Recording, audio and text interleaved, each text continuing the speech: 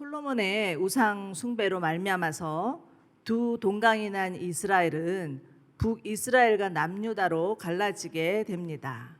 그러나 나라가 이렇게 갈라졌음에도 불구하고 이스라엘은 정신을 못 차리고 우상 숭배에 빠져들고 맙니다. 우리가 지지난주에 살펴본 것처럼 우상 숭배의 파급 효과가 얼마나 무서운지를 잘 알 수 있죠. 특히 북이스라엘은 여로보암의 길을 따라서 이스라엘의 모든 왕들이 하나님으로부터 돌아서서 악을 행하는데 그 중에서도 가장 사악한 왕이 아합이었습니다. 그는 오히려 여로보암의 길을 따르는 것을 가볍게 여겼다 이렇게 말씀하고 있고요. 또 바알의 신전을 세우고 아세라 목상을 만드는 악한 일을 다 도맡아 한 자였다라고 성경에서는 기록하고 있습니다. 그런데 그 유대 전승을 보면 원래부터 아합이 그런 자는 아니었다고 합니다. 아합은 그 좀 무난한 성품이고 재치가 있었고 왕으로서 특별한 결함이 없는 자였는데 불행하게도 시돈 왕 옙발의 딸 이세벨과 결혼하면서 이세벨에 의해서 좌지우지 되는 바람에 그것이 이 아합의 가장 큰 약점이었노라고 그렇게 기록하고 있습니다. 열왕기상 21장을 보면 아합과 같이 여호와의 눈앞에서 악을 행하려고 자기 자신을 판 자는 없었다 이렇게 말씀하고 있고요. 이것은 모두 다 아합의 아내 이세벨이 그를 충동질하였기 때문이다 라고 말씀하고 있습니다. 여러분, 우리가 속셈말로 남자는 여자하기 나름이다 라는 말이 있죠. 이처럼 우상을 지독히 섬기는 여자가 여자를 아내로 맞으니 이 무난하다고 말하고 나름 재치가 있다고 말하고 왕으로서는 별로 결함이 없다고 말하는 아합도 정말 이 우상 숭배에 빠져들고 그로 인해서 나라의 모든 그 백성들마저도 우상 숭배에 젖어드는 그런 최악의 상황을 만들고 맙니다. 자, 그렇다면 여러분, 반대로 한 여자가 믿음을 가진다면 그 여자로 인해서 남편이 변화되고 가정과 나라도 변화될 수 있다라는 말이겠죠. 이제 추석이 얼마 남지 않았습니다. 아마 여러분들 가운데는 믿지 않는 가족들과 또 만나야 하고 또 추석이기 때문에 제사의 문제도 있고 여러 가지 어려운 문제들이 있는 가정들이 있으실 것입니다. 그로 인해서 마음도 어렵고 추석도 피해가고 싶은 분들도 계시겠지만 정말 저희가 하나님을 향한 믿음에 서 있다면 하나님을 향한 믿음으로 굳건히 서 있다면 때가 되면 하나님께서 반드시 우리의 가정도 변화시켜 주시고 믿지 않는 그런 우리의 사랑하는 가족도 하나님 앞에 돌아오게 되는 그런 구원의 역사가 있을 것을 믿으시기 바랍니다. 자, 아합은요, 그 모든 이스라엘 왕보다 더 심각한 악을 저지르는 것을 하나님께서 보시고는 그 땅 가운데 가뭄이라는 재앙을 내리시는데 이건 정말이지 아주 혹독한 가뭄이었습니다. 1990년대에 북한의 기근으로 말미암아서 추정되기로는 한 200명의 사람들이 굶어 죽었다라는 말이 있었죠. 그런 것처럼 이 이스라엘 땅에도 3년간이나 비가 오지 않으니 그로 인해서 이슬조차 한 방울 내리지도 않고 모든 것이 다 말라버린 정말 그 시냇물마저도 말라버린 그런 최악의 기근, 최악의 상황이었습니다.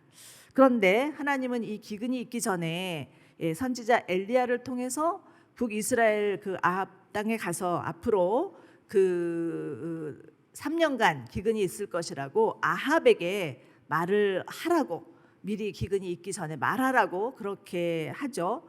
그러면서 그 이유는 아합에게 가서 이 말을 해야 했던 이유는 아합 왕의 우상 숭배로 말미암아 이 기근이 왔음을 알려주시기 위함이었습니다.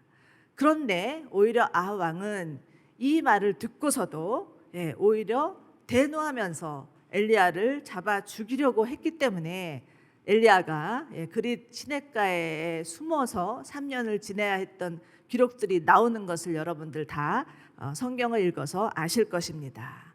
이스라엘은 왕과 선지자라는 이 두 기능을 통하여서 하나님이 통치하시고 다스리는 나라였습니다. 왕은 이스라엘 백성들을 잘 섬겨야 됐고요. 선지자는 하나님의 말씀을 대언하면서 제사를 지내는 역할을 했기 때문에 아무리 왕이라 할지라도 선지자의 말을 잘 듣고 경청하고 그 하나님으로부터 온 말씀이라 생각하며 그 말씀에 순종해야 했음에도 불구하고 아합은 그러지 않았다라는 것입니다. 그러니 할 수 없이 선지자들이 수도 없이 왕들을 향해서 백성들을 향해서 외칠 수밖에 없었겠죠. 그 성경을 보면 여러분 우리가 정말 이름도 외우기 힘든 선지서들이 많이 나오고 있습니다. 이처럼 선지서가 많이 나오는 이유는 무엇 때문이겠습니까? 그만큼 이스라엘의 왕들과 또 그 백성들이 하나님을 떠났다라는 증거이겠습니다. 그러나 또 하나님께서 선지자를 통해서 그들에게 말씀하시는 것은 심판의 메시지이지만 사실은 그 심판의 메시지는 동시에 구원의 메시지이기도 하죠. 아직 기회가 있으니까 속히 돌아오라는 하나님의 사인입니다. 그렇기 때문에 만약에 사람이 타락할 대로 타락했는데도 하나님이 경고의 말씀을 계속해서 주시지 않는다면, 너무나 사람이 타락해서 아무 소리가 없다면, 하나님이 침묵한다면 그거야말로 우리가 요즘 로마서 또 주일날 또 말씀을 듣고 있지만 1장에 나오는 마음의 정욕대로 살도록 내버려 두시는 하나님의 심판이라는 것을 꼭 기억하셔야 됩니다. 그렇기 때문에 우리의 삶에 어떤 고난이 있고 그 고난을 통해서 하나님이 또 말씀하시는 것 같다. 내게 왜 이런 고난이 있을까? 이것을 없으면 좋겠는데 라고 하지만 하나님은 자꾸 뭔가 이 고난을 통해서 내게 말씀하시는 것 같다 하면 그것이야말로 하나님께서 여러분을 주목하시고 여러분에게 관심을 가지시고 여러분이 하나님 앞에 더 돌아오기를 원하고 여러분의 가족들이 또 우리의 교회가 나라가 하나님 앞에 돌아오기를 원하는 하나님의 사랑의 메시지라고 들으셔야 합니다. 그래서 우리가 고난 가운데 있을 때 더 하나님의 음성에 귀를 기울이시고 그로 인해서 하나님이 원하시는 것이 무엇인지를 잘 들을 수 있고 그래서 하나님 앞에 더 가까이 나아가고 하나님을 더 깊이 경험할 수 있는 그런 정말 고난은 흔히 변장된 축복이라고 말하죠. 그런 은혜가 있기를 바랍니다. 자, 그런데 이제 3년이 지나자 하나님은 엘리야에게 더 이상 숨어 있지 말고 이제는 아합을 다시 만나라 이렇게 명령을 하십니다. 자신을 죽이기 위해서 3년이나 엘리야를 찾기 위해서 아합이 엘리야를 쫓아다녔는데 이제 그 아합 앞에 나타나는 것은 그리 쉬운 일은 아니었겠습니다만 엘리야는 하나님의 말씀에 순종하여서 아합 왕 앞에 나섭니다. 그리고는 모든 이스라엘 백성들과 또 그리고 바알의 그런 예언자들을 갈멜산으로 불러달라고 요청을 하는 것이 바로 오늘의 내용입니다. 이 사건이야말로 우리가 너무나 잘 알고 있는 그 유명한 갈멜산 전투죠. 일명 갈멜산 바베큐 사건이다 이렇게 말할 수도 있겠습니다. 우리는 오늘 이 사건을 통해서 무엇을 살펴보기를 원하냐면 정말 영적 전쟁이 무엇인지 그 영적 전쟁에서 좀 살펴보기를 원합니다. 첫 번째는 우리가 이 본문을 통해서 알 수 있는 것은 우리의 현실에는 늘 영적 전쟁이 있다라는 것입니다. 20절과 21절을 보시기 바랍니다. 아합은 온 이스라엘 자손들을 불러 모으고 그 예언자를 갈멜산에 모이도록 하고 엘리야가 그 온 백성들에게서 나가서 백성들에게 이렇게 말을 합니다. 너희가 둘 사이에서 얼마나 머뭇거리겠느냐?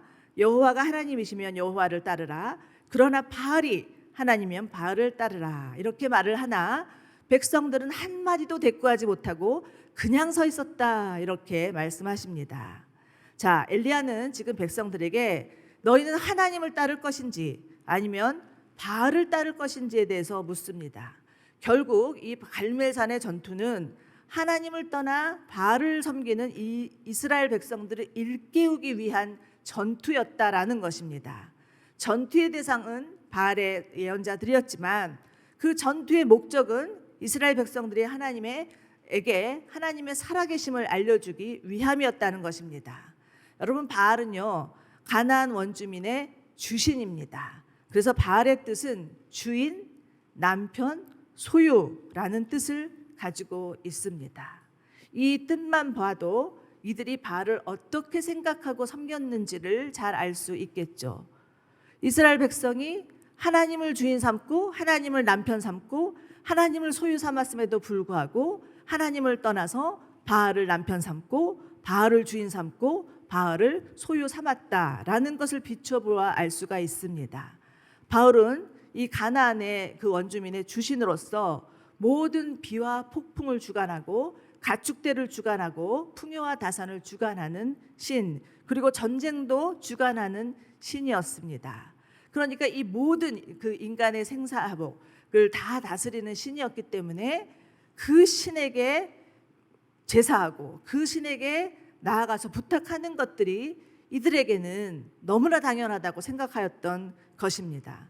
그러나 바알의 제사는 정말 더럽고 음란한 제사였습니다. 한번 이렇게 이들이 제사에 들어가면 아주 성적인 음란한 제사가 벌어지고 그로 인해서 이 백성들도 정신없이 그 광란의 도가니에 들어가면서 타락하고 때로는 인신제사를 드리기도 하는 아주 사악한 종교였습니다. 여러분, 그런데 이러한 우상숭배, 인간이 하나님을 떠나서 우상을 섬기는 이 우상숭배는 단순히 이 가나안 땅에 그 바알을 숭배하는 그때만 있었던 것은 아닙니다. 이 우상숭배의 반로는 사실은 아담과 하와가 범죄한 에덴에서 쫓겨나서부터이라고 볼 수가 있겠습니다. 아담과 하와가 에덴에서 쫓겨나서 정말 하나님이 너희가 앞으로 살아가야 될 땅은 가시와 엉겅퀴를 내는 땅이다 이렇게 말씀을 하시죠. 그랬더니 이들이 너무나 불안하고 너무나 두렵고 어디로 가야 될지 알 수 없고 무언가를 열심히 일을 해도 소작을 낼 수 없는 그런 상황 가운데서 어떻게 해서든지 자신의 불안과 두려움을 달래고자 그때부터 만들었던 신이 바로 그들의 우상이었습니다. 그러니 이 우상 숭배는 가나안 이 원주민들에게 의한 것이 아니라 인간이 하나님 앞에 범죄함으로부터 시작된 것이다라고 볼 수가 있습니다. 그러나 성경을 보면 아담의 그 자손 중에 그 아벨과 가인이 나오고 또 아벨이 죽자 셋의 후손이 나오는 것처럼 성경에는 딱 두 부류로 나눠지는데 정말 하나님을 그 어려운 가운데서도 잘 섬기는 그런 후손과 그렇지 아니하고 우상을 섬기는 후손들로 이렇게 나누어지고 있습니다. 다시 말해서 인간의 범죄로 인해서 이 세상은 사단의 지배 가운데 들어가 버린 사단의 왕국이 되었다는 것이지만 그러나 여전히 하나님의 주권과 다스림 안에서 하나님의 왕국이 존재하는 이중적인 구조로 되어 있다라는 것을 성경은 이미 말하고 있습니다. 여러분, 이 세상에 정말 하나님의 허락 없이는 참새 한 마리도 우연히 떨어질 수 없지만 그러나 사단이 다스리고 있기 때문에 사단의 권세 아래에 있는 사람들은 모두 다 신음하고 고통받고 있다라는 것을 다 아시죠? 이처럼 이중적인 구조 안에서 살고 있는 것이 바로 우리들이고 이 세상입니다. 그래서 사단을 세상 임금, 이 세상의 신, 공중권세 잡은 자라고 말을 하죠. 그리고 이 사단이 지배하고 있는 이 세상을 악한 세대 이렇게 표현하고 있습니다. 예수님이 사람들을 향해서 바리새인들을 향해서 이 악한 세대여 이렇게 말하는 것은 지금 사단이 지배하고 있는 이 세상에서 사단의 하수인 노릇을 하고 있는 자들을 향한 말씀입니다. 그렇기 때문에 이 두 왕국이 존재하는 한 전쟁은 필연적이라는 것입니다. 난 전쟁은 싫어 라고 생각하면서 나는 전쟁은 안 할 거야 라고 말한다고 해서 피해갈 수 있는 것이 아니라는 것입니다. 언제 어디서든 전쟁은 있습니다. 어디를 가든 전쟁터입니다. 우리 아이들이 학교를 가면 학교가 전쟁터고요. 군대를 가면 군대가 전쟁터고, 남편이 간 직장도 전쟁터입니다. 가정도, 가정이야말로 정말 영적인 전쟁이 가장 치열한 곳, 교회야말로 또한 영적인 전쟁이 가장 치열한 곳이 아닌가라는 생각이 듭니다. 그런데 우리가 여기서 잘 알아야 될 것은 무엇이냐면, 구약에서의 전쟁은 이방 민족을 물리치거나 우상을 숭배하는 자들을 심판하고 처단하는 것으로서 전쟁의 일차적인 대상이 사람이었습니다. 그런데 오늘날 우리가 싸워야 되는 대상은 사람이나 민족이나 국가가 아니라 영적인 존재라는 것입니다. 이것이 구약과 신약이 달라진 것입니다. 십자가에 달리기 전에 예수님은 말씀하시죠. 내 나라는 이 세상에 속한 것이 아니다. 만일 내 나라가 이 세상에 속하였다면 내 종들이 싸워서 나로 유대인에게 넘겨주지 않게 하였을 것이다. 이렇게 말씀하십니다. 이제 내 나라는 여기에 속하지 않았다라고 분명히 말씀하십니다. 그렇기 때문에 예수님 이후의 전쟁은 마귀의 세력을 물리치고 승리하여서 죄로부터 해방하는 것이지 예전의 구약의 전쟁처럼 사람을 대상으로 한, 국가를 대상으로 한 전쟁이 아니라는 것입니다. 즉 영적 전쟁의 대상은 사람이 아니라 사람의 마음을 유혹하여 넘어뜨리려고 만드는 사단입니다. 에베소서 6장 12절, 우리가 너무나 잘 아는 구절인데요. 이 구절 한번 같이 한 목소리로 크게 읽어보시겠습니다. 시작.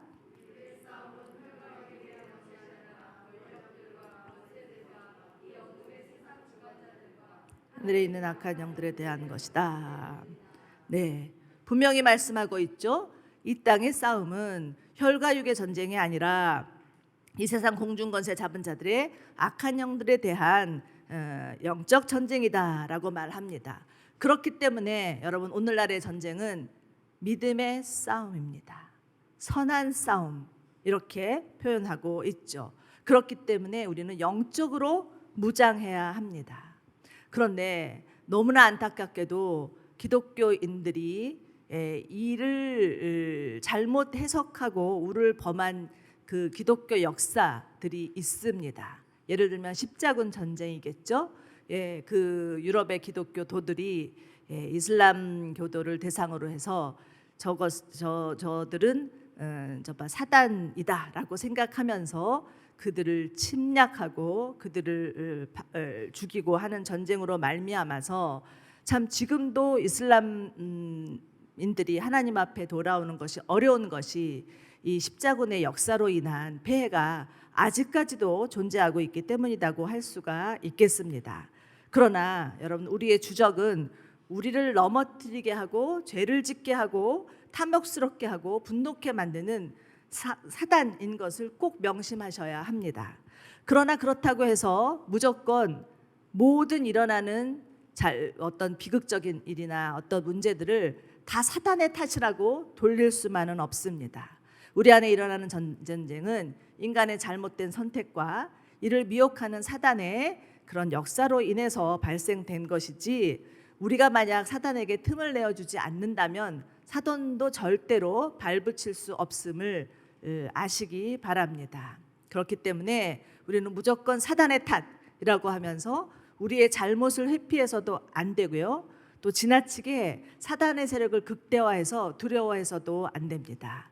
예전에 그런 얘기 있었죠. 어떤 교회에서는 감기만 걸려도 감기 귀신이라고 하면서 쫓아냈다고요. 여러분, 감기는요 너무나 싸돌아다니면서 피곤해서 면역력이 떨어져서 걸리는 거지 귀신이 붙어서 그런 게 아닙니다. 그래서 감기 귀신 떠나보내달라고 기도한다고 해서 감기 낫지 않고 집에서 잘 쉬셔야 감기가 낫습니다. 그런데 또 정말 아직도 귀신 감기 귀신 한다면 귀신도 좀 억울할 것 같아요. 그러나 또 요즘 같은 세상에 또 귀신은 무슨 귀신, 난 귀신 같은 거 안 믿어라고 무시하거나 간과해서도 안 됩니다. 분명히 귀신은 존재합니다. 성경에서도 사단, 귀신, 악한 영, 거짓의 아비 있다고 분명히 말씀하셨습니다. 에베소서 4장을 보면 너희는 마귀에게 틈을 내어주지 말라라고 말씀하십니다. 여러분, 사단은 거짓의 아비고 더럽고 음란하고 어두운 걸 좋아합니다. 그래서 영적 전쟁에서 승리하기 위해서는 첫 번째 비결이 거룩입니다. 우리들이 거룩하면 사단이 발붙일 곳이 없지만, 만약에 우리가 사단이 좋아하는 더럽고 음란하고 이런 또 그 어두운 곳을 좋아한다면 사단이 얼마든지 믿는 자라 할지라도 틈을 타고 들어올 수 있다라는 것을 아셔야 합니다. 그러나 마태복음 16장에서 예수님은 교회라는 용어를 처음으로 사용하시면서 내가 이 반석 위에 내 교회를 세우리니 음부의 권세가 이기지 못할 것이라고 말씀을 하셨습니다. 여러분, 교회에게 주신 권세가 무엇입니까? 음부의 권세를 이길 수 있는 권세입니다. 교회가 거룩하면, 교회가 순결하면 아무리 어둡고 아무리 악한 사단의 괴계와 전략이라 할지라도 능히 이길 수 있음을 믿으시기 바랍니다. 자, 두 번째는요, 영적 전쟁의 목표는 살아계신 하나님을 증거하는 것입니다. 당시 갈멜살 전투에 나타난 바알의 예언자는 무려 몇 명이라고요? 450명입니다. 당시 우상을 섬기던 자들이 얼마나 많았는지를 잘 알 수 있겠죠. 지금도 북이스라엘에 가면 그 예전에 그 북이스라엘이 우상을 섬겼던 흔적들이 많이 남아 있다고 합니다. 어떤 비문을 보면 하나님을 위하여, 그 안에 아세라를 위하여 이렇게 써 있는 비문까지도 있다라는 것을 발견할 수 있다고 하면서 정말 당시의 그 혼합주의 사상이 얼마나 심각했는지를 잘 알 수가 있습니다. 그러니 이 바알 예언자 대 엘리야 450대 1이죠. 영적 대결입니다. 수적으로 보면 정말 상대가 안 될 것 같은 싸움입니다. 바라만 봐도 기가 질리고 두려울 것 같은데 엘리야는 그러나 아랑곳하지 않습니다. 그리고 오히려 바알의 예언자들을 향해서 담대히 제안을 하죠. 그리고 어떤 제안을 하냐면 우리 본문에서도 보는 것처럼 나뭇가지에 올려놓은 번제물을 불로 태우는 신이 참신이다. 그러니 너희는 너희의 신을 부리고 나는 나의 신을 부를 것이다. 이렇게 제안을 할 때 이 바알의 예언자들은 이 엘리야의 제안을 받아들이고 그리고 나서는 바알의 이름을 부르기 시작합니다. 그곳에서 바알의 450명이나 되는 예언자들이 바알의 이름을 부르면서 막 그 불을 내려달라고 하나 아무 대답이 없었죠. 더 미친 듯이 더 소리를 지르면서 정말 아무리 불러도 전혀 묵묵무답이었습니다. 바알은 어떤 신입니까? 불러도 대답이 없는 무능한 신이라는 것이 여실히 증명된 것입니다. 이것을 다 지켜본 엘리야는 자신이 쌓은 그 나뭇가지 위에 있는 번제물에다가 어떻게 하나요? 뭘 하나 더 하죠? 물을 갖다 붓습니다. 여러분, 상식적으로 물이 젖은 나뭇가지가 탈 리가 없습니다. 그러나 하나님이 하늘로부터 불을 내려주셔서 정말 물에 흠뻑 젖은 나뭇가지와 번제물이 다 탈 뿐만 아니라 그 주변에 있는 심지어 도랑에 있는 구덩이의 물까지도 다 싹 말라버리게 했다라고 말씀하고 있습니다. 자, 그야말로 하나님의 초자연적인 기적의 역사입니다. 엘리야의 부르짖음에 응답하는 하나님이시죠. 하나님은 엘리야의 부르짖음에 응답하시고 불로 응답하신 참 하나님이셨습니다. 자, 이것은 누구를 위함입니까? 전능하신 하나님을 떠나 무능한 바알을 섬기고 있는 하나님의 택하신 백성 이스라엘을 위함이었습니다. 여러분, 예수님께서 이 땅에 오셔서 무리를 거르시고 오병이어의 기적을 베푸시고 죽은 자를 살리신 것은 누구를 위함입니까? 그 당시 이스라엘 백성들을 위함이고 지금 성경을 읽고 있는 우리를 위함이죠. 예수님이 하나님의 아들이신 것을 알리기 위함이었기에 요한복음에서는 예수님의 기적을 표적, 사인이라고 부릅니다. 그렇기 때문에 우리는 이러한 하나님이 우리 가운데 나타내 주시는 기적들을 바라보면서 그 기적 자체를 좋아할 것이 아니라 그 기적을 베푸신 하나님, 그 하나님이 누구신가를 생각하고 그 하나님을 참으로 믿는 역사가 우리 가운데 일어나야 될 줄로 믿습니다. 이로 인해서 하나님은 하나님의 살아계심과 온 우주 만물을 다스리시는 하나님인 것을 보여주고 있으신데요. 이처럼 지금 이 공중 권세 잡은 자, 그런 사단의 그 권세는 물론 있고 때로는 그것을 우리를 두렵게 하고 때로는 정말 우리에게 공포를 주기도 하지만 그 권세는 한계가 있다, 제한적이다 라는 것을 반드시 기억하시기 바랍니다. 그렇기 때문에 우리가 겪어야 될, 피해갈 수 없는 이 영적 전쟁을 두려워하지 않는 것이 우리에게 필요합니다. 여러분, 여호수아의 가나안 전쟁을 보시기 바랍니다. 이스라엘의 전력으로는 도저히 이길 수 없는 싸움이었습니다. 그러나 하나님은 이 오합지졸의 이스라엘 군대를 통해서도 친히 개입하셔서 이들을 이기게 하시죠. 시편 27편 3절에서는 이런 말씀이 있습니다. 군대가 나를 대적하여 진칠지라도 내 마음이 두렵지 아니하며 전쟁이 일어나 나를 치려 할지라도 나는 여전히 태연하리로다. 아멘. 우리 다시 한번 읽어볼까요? 이 구절 저희가 큰 소리로 정말 자신을 향해서 이 말씀을 선포하는 마음으로 읽어주시기 바랍니다. 시작. 군대가 나를 대적하여 지칠지라도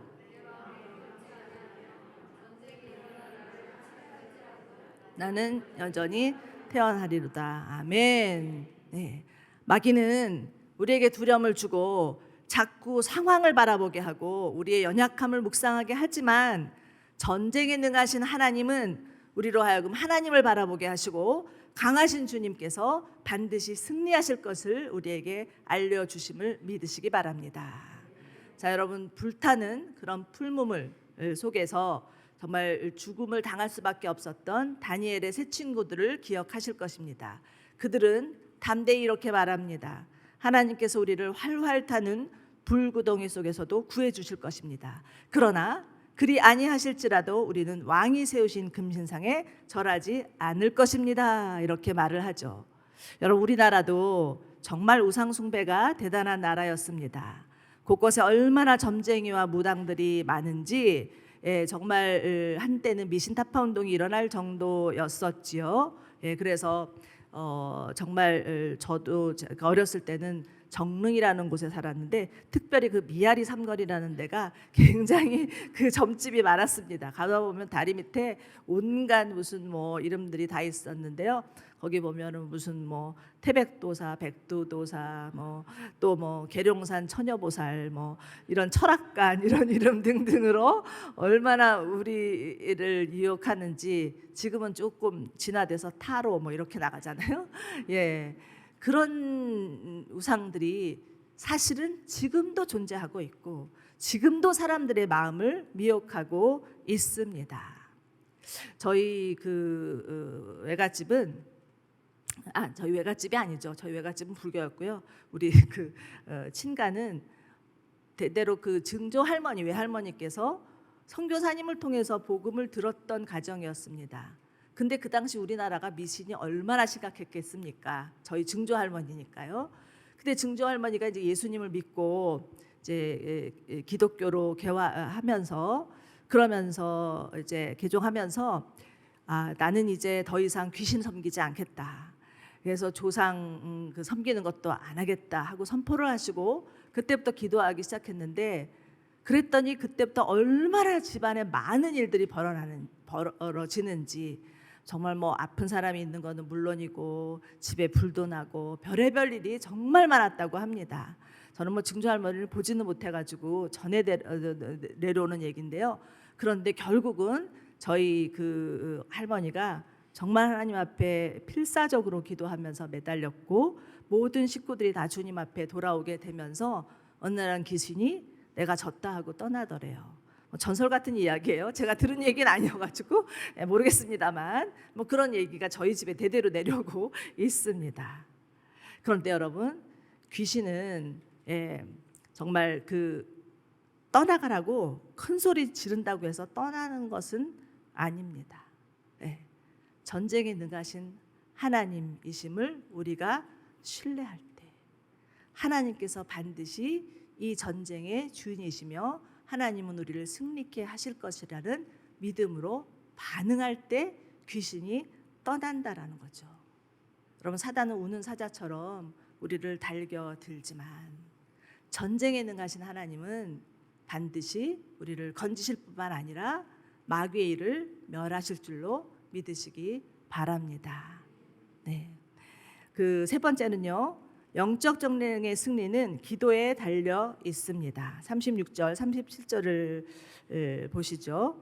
보시면 저녁 곡식 제사 드릴 시간이 되자 예언자 엘리야가 제단 가까이 나와서 기도합니다. 아브라함과 이삭과 이스라엘의 하나님 여호와여, 주께서 이스라엘의 하나님이 되시는 것과 제가 주의 종이며 이 모든 일을 주의 명령으로 했음을 오늘 알려주십시오.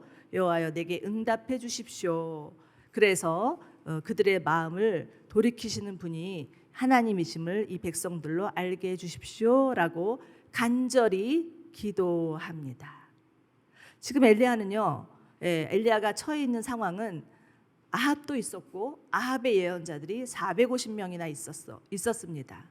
그런 가운데서 엘리야가 부서진 하나님의 제단을 고치고 12개의 돌을 올려놓고 기도한다는 것은 과연 이것이 가능했을까요?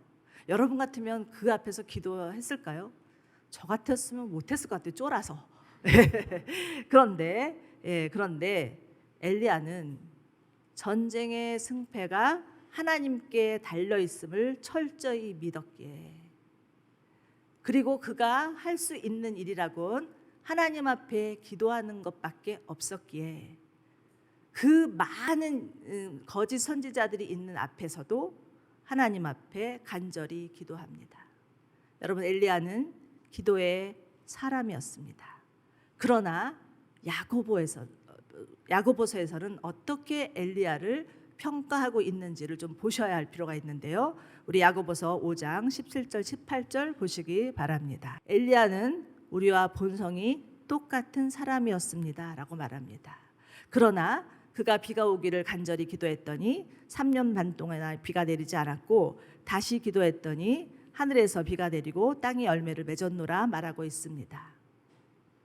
엘리야가 기도했더니 비가 오고 엘리야가 기도했더니 비가 안 오고, 그렇지만 엘리야는 우리와 똑같은 성정의 사람이었다 이렇게 표현하는 것은 엘리야가 특별히 선지자였기 때문에, 특별히 다른 사람보다 기도빨이 있었기 때문이 아니라는 것입니다.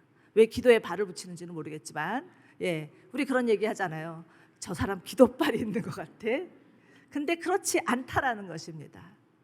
엘리야도 우리와 똑같은 본성을 가진 사람이었다. 즉 무엇입니까?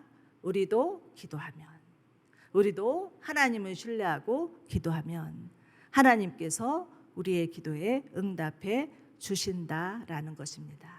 여러분, 기도는 무엇입니까?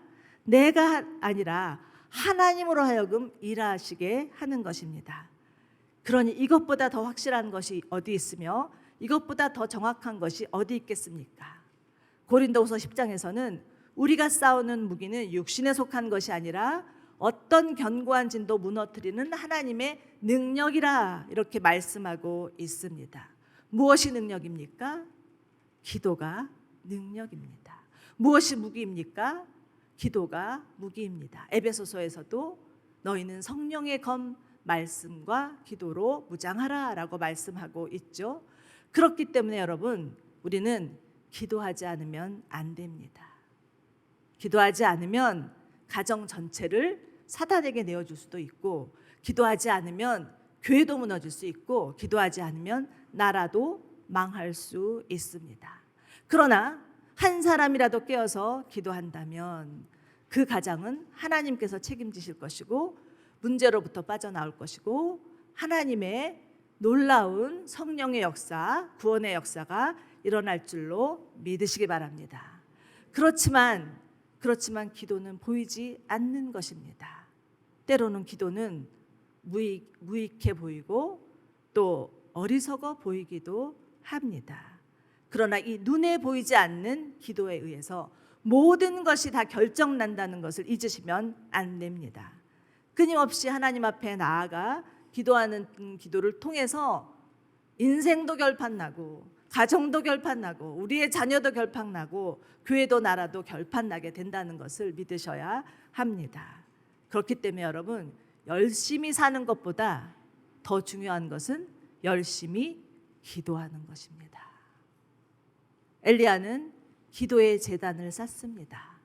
그 바알의 예언자가 450명이나 되고 자기를 죽이려고 하는 아합이 있는 그 상황에서도 하나님 앞에 투벅투벅 주변에 흔들림이 없이 기도의 제단을 쌓고 하나님께 간절히 기도했더니 어떤 일이 벌어집니까? 39절 함께 읽겠습니다. 시작. 온 백성들이 이것을 보자 엎드려 소리쳤습니다. 여호와 그분이 하나님이시다. 여호와 그분이 하나님이시다. 아멘. 영적 전쟁의 승리는 기도에 달려 있고, 영적 전쟁의 목표는 우리로 하여금 하나님이 어떤 분인지를 알게 하기 위함입니다. 이스라엘 백성들은 하나님이야말로 진짜 참 신이시다, 하나님이야말로 살아계시다, 이렇게 말할 수밖에 없었던 것입니다. 여러분, 우리가 하나님을 신뢰하고 정말 기도함으로 영적 전쟁에서 승리하면 우리 주변에 있는 믿지 않은 영혼들, 우리의 사랑하는 가족들도 주님 앞에 돌아오게 되는 역사가 있을 줄로 믿으십시오. 그렇기 위해서 꾸준히 여러분의 기도의 제단을 쌓으시기 바랍니다. 그러할 때 우리의 가정도 교회도 나라도 변화될 것을 믿으시기 바랍니다. 그러나 한 가지 기억해야 될 것은 기도에는 반드시 인내함이 필요하다라는 것입니다. 기도는 꾸준히 정말 하나님이 응답해 주실 때까지 포기하지 아니하고, 낙심하지 아니하고, 낭망하지 아니하고 하나님을 신뢰하며 기도한다면 반드시 엘리야와 그 당시 있었던 현장에서 하나님의 기적적인 역사를 목도하였던 것처럼 우리 가운데도 동일한 역사가 일어날 줄로 믿는, 그래서 그 축복을 받는 우리 모두가 되기를 주님의 이름으로 축원합니다.